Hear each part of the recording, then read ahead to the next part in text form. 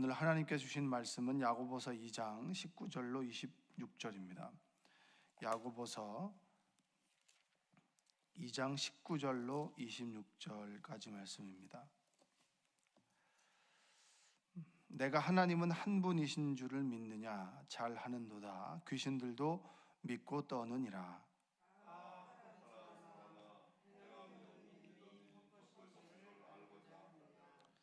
우리 조상 아브라함이 그 아들 이삭을 제단에 바칠 때에 행함으로 의롭다 하심을 받은 것이 아니냐.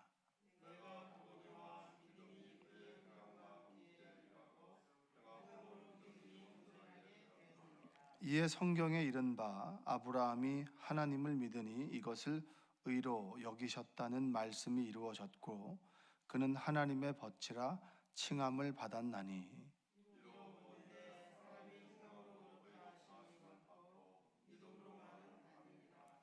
또 이와 같이 기생 라합이 사자들을 접대하여 다른 길로 나가게 할 때에 행함으로 의롭다 하심을 받은 것이 아니냐. 영혼 없는 몸이 죽은 것 같이 행함이 없는 믿음은 죽은 것이니라. 아멘. 오늘도 하나님의 은혜가 여러분의 삶 가운데 함께 하시기를 주님의 이름으로 축원드립니다. 믿음에 대해서 계속 이야기를 합니다.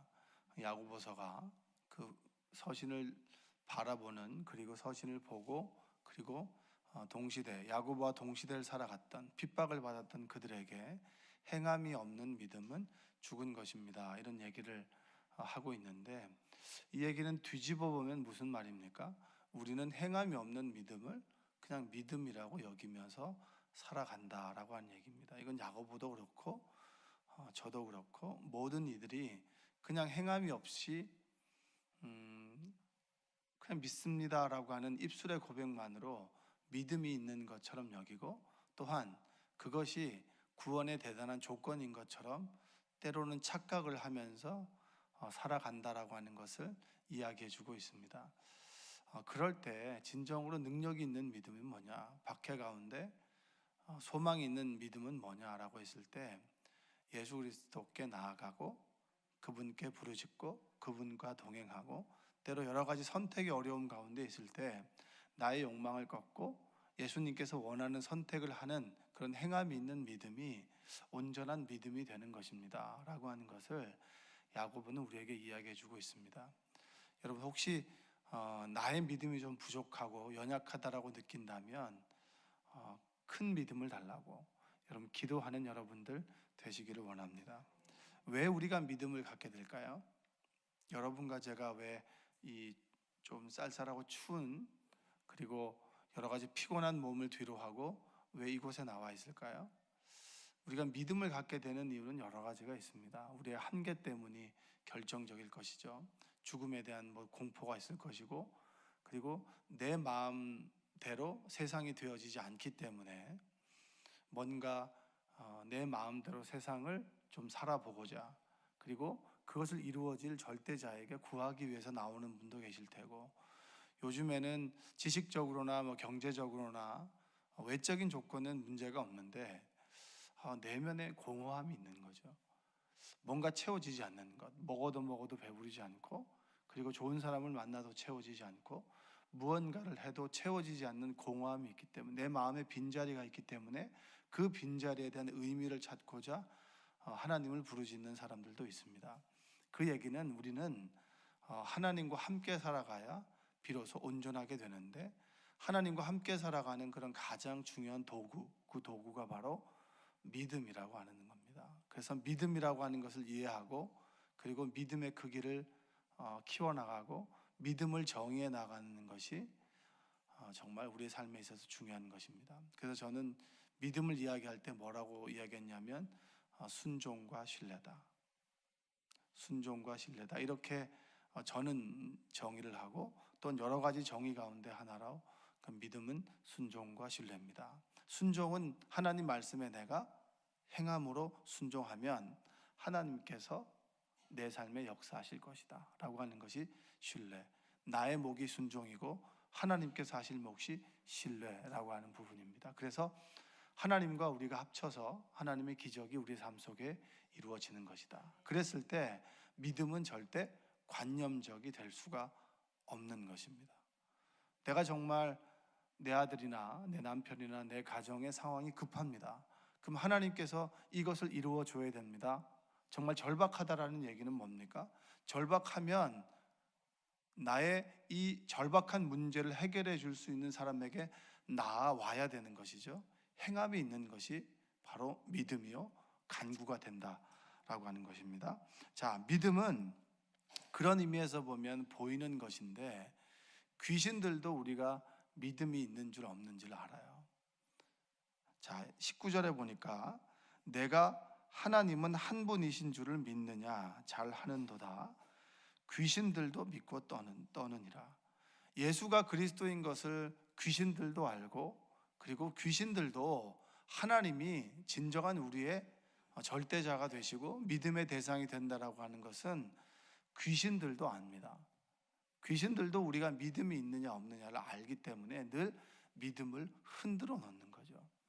여러분, 우리가 신앙생활이 인간과 인간의 사이인 것처럼 모든 것이 포장될 때가 있지만 믿음 생활을 하다 보면 영적인 문제입니다. 마귀가 끊임없이 사람에 대해서 서운하게 만들고 말 한마디에 꽂히게 만들고, 그리고 마귀가 끊임없이 우리의 사람들의 사이를 갈라놓고 관점을 흐트러뜨리고 하나님을 보게 하는 것이 아니라 하나님 아닌 다른 것을 자꾸만 보게 만드는 것입니다. 그래서 믿음 생활은 영적인 싸움이에요. 여러분의 마음에 뭔가 맺혀 있다. 이것이 그 사람의 문제인 것 같지만 곰곰이 기도해 보면 그 사람을 통해서 마귀가 우리를 흔들어 놓는 것이다. 여러분들이 정말 영적인 싸움의 대상이 사람이 아니라 마귀임을 깨닫는 은혜가 있기를 원합니다. 자, 20절 한번 읽어볼까요? 아, 허탄한 사람아, 행함이 없는 믿음이 헛것인 줄을 알고자 하느냐. 아직까지 사람들은 내가 입술로 믿고 생각으로 하는 것이 믿음입니다 라고 그것을 잘 모르는 거예요. 행함과 암과 삶이, 행함이 온전하게 어우러져야 믿음이라고 하는 것을 깨닫지 못하는 것이죠. 관념적으로 살아가는 것. 그러니까 하나님에 대한 지식을 깨닫는 것이 구원이다라고 생각하는 것. 우리 또한, 여러분, 우리는 그 성도들은 그런 심리가 있습니다. 자신은 안 하지만 다른 사람이 이걸 했으면 하는 게 있어요. 대리만족이 있어요. 나는 그냥 모든 걸 누리고 싶지만, 그리고 믿음의 사람, 특히 목회자는 검소했으면 좋겠다. 뭐 이런 것들. 그러니까 자신은 그렇지 않지만, 자신은 뭔가를 누리지만 다른 사람에게 자신의 삶의 어떤 소망을 투사해서 그 사람이 그렇게 살았으면 그걸로 대리만족하는 그런 사람들이 참 많이 있습니다.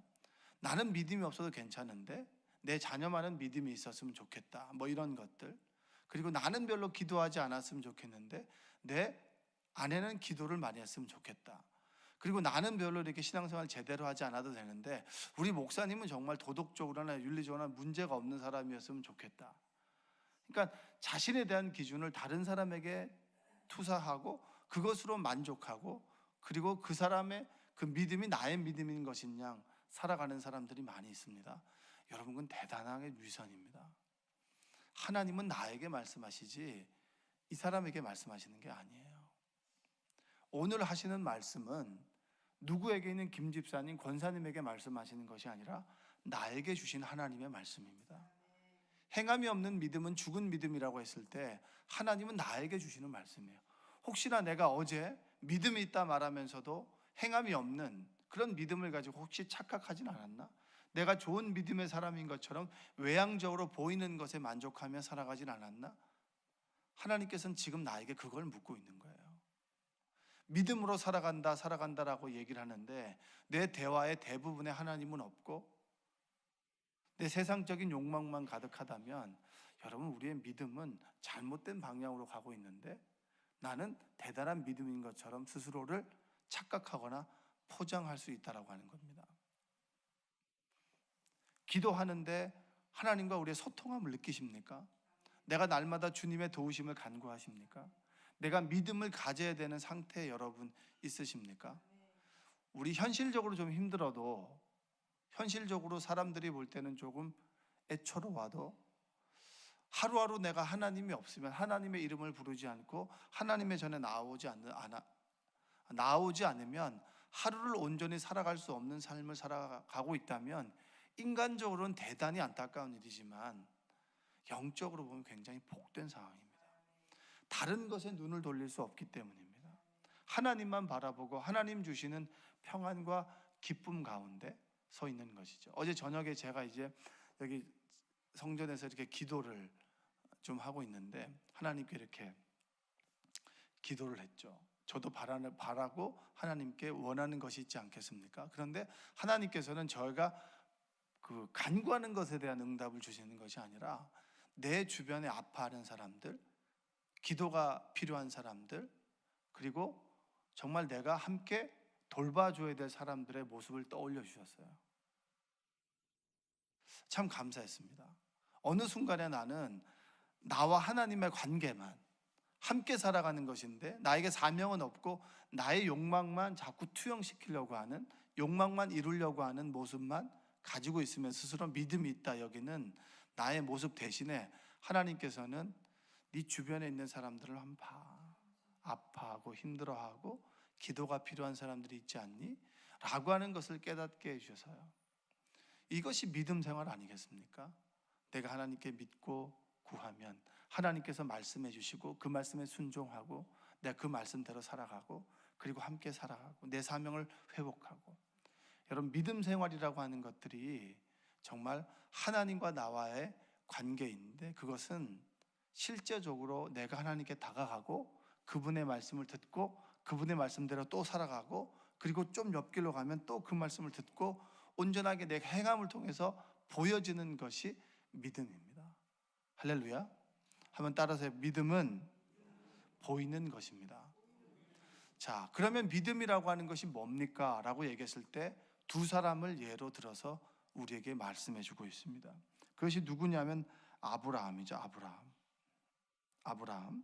자, 21절 한번 22절 한번 읽어볼까요?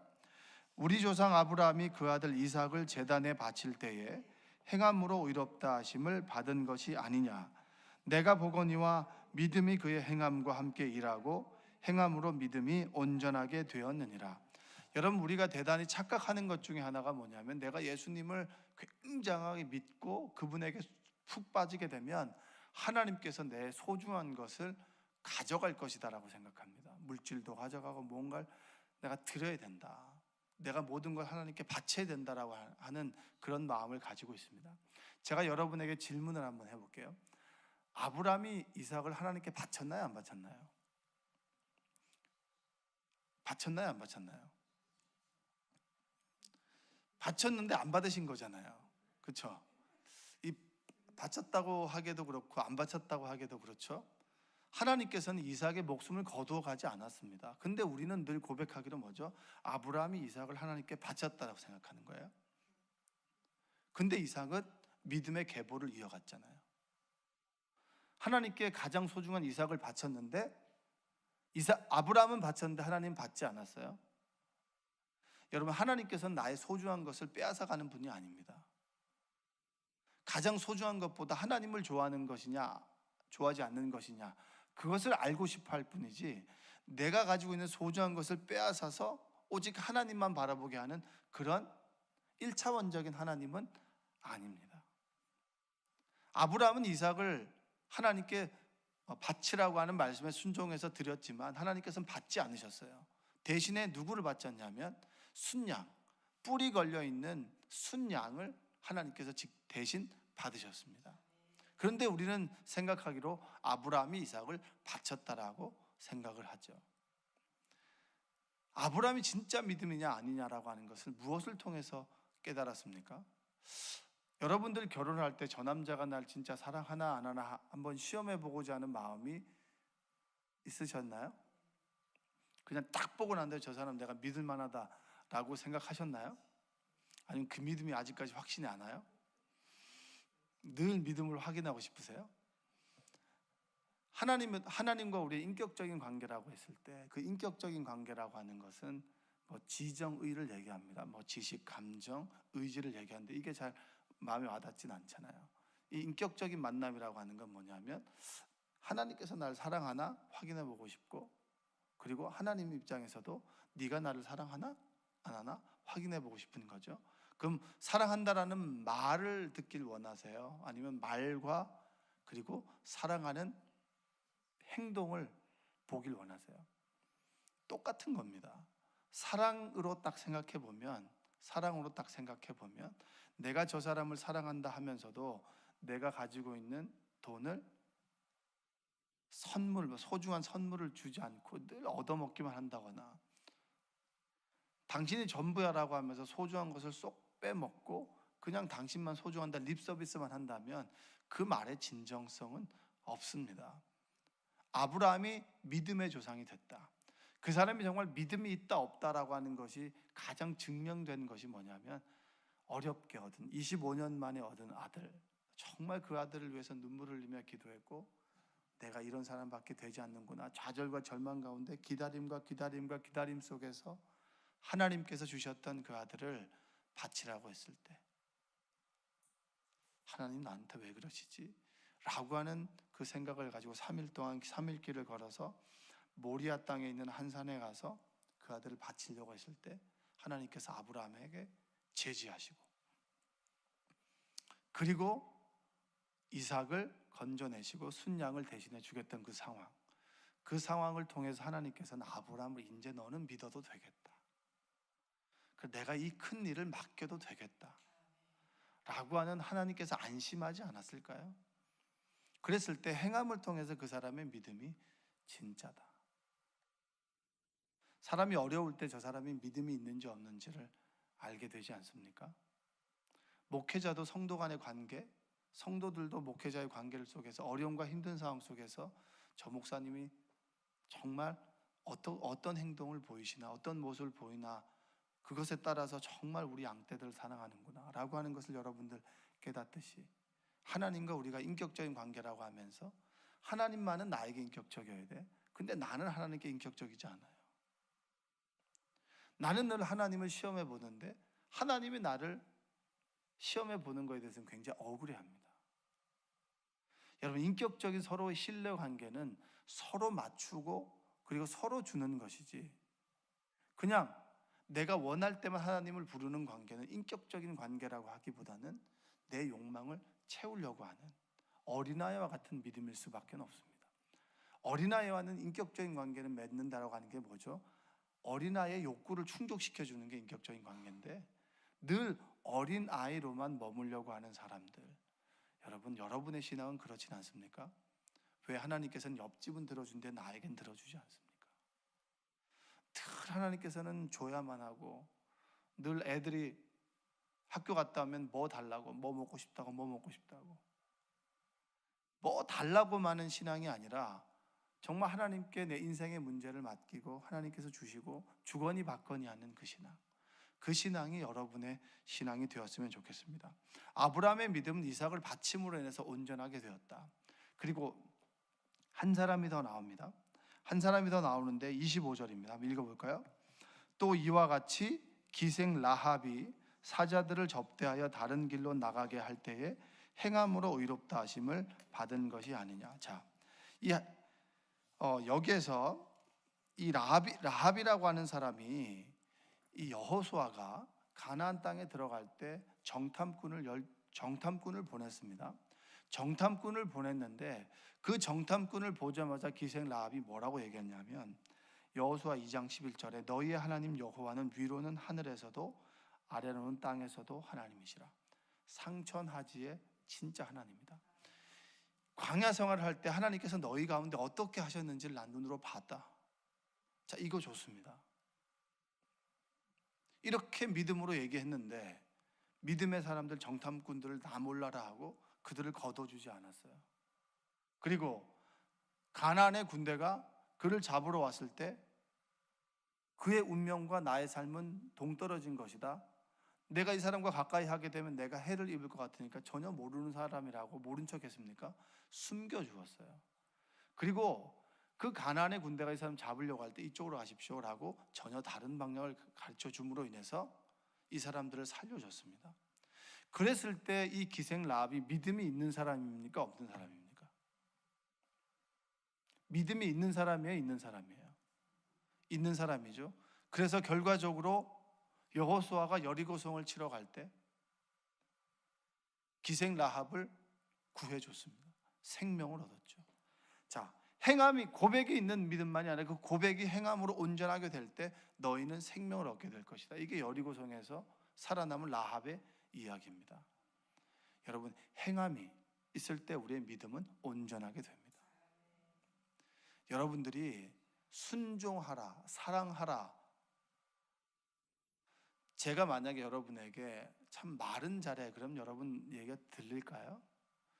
목회자에게서도 가장 부담은 말한 대로 지키려고 하는 겁니다. 때로 인간적인 모습이 보일 때도 있겠죠. 그럼 여러분들은 목사님 말만 잘해요, 어떻게 저렇게 행동할 수가 있어? 라고 얘기하지 마시고 기도해 주셔야 돼요. 그만큼 모든 사람은 하나님 앞에 연약하다. 그래서 모두가 하나님이 필요하다. 그 얘기 아니겠습니까? 26절에 영혼 없는 몸이 죽은 것 같이 행함이 없는 믿음은 죽은 것이니라. 뒤집어 보면 뭐죠? 내가 하나님 말씀에 순종하여 그 말씀에 행함을 해 나갈 때 내 믿음은 생명이 있는 것이고 그 생명은 내 삶 속에 역사할 것이다. 행하라 행하라, 너 행하지 않으면 안 돼라고 하는 것이 아니라 행할 때 우리 삶에 기적이 일어나고 행할 때 우리의 삶에 하나님께서 역사하실 거야.